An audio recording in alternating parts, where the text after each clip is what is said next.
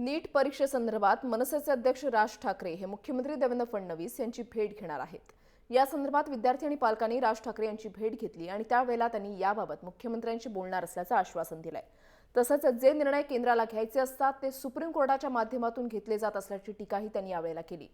राज्यामध्ये काँग्रेस आणि राष्ट्रवादीची कॉलेजेस आहेत, त्यांना अद्दल घडवण्यासाठी हे केलं जात असल्याचा दावाही राज ठाकरे यांनी केलाय।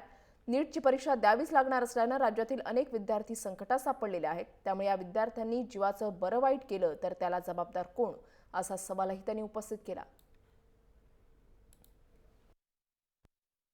सरकारने घेतलेली भूमिका चुकीची आहे। हल्ली काय झालंय की एखादी गोष्ट जर सुद्धा राज्य सरकारला किंवा केंद्र सरकारला जर करायची असेल तर ते आपल्यावरती कोणी येऊ नये याच्यासाठी म्हणून मग ते हायकोर्टाचा आणि सुप्रीम कोर्टाचा आधार घेतात।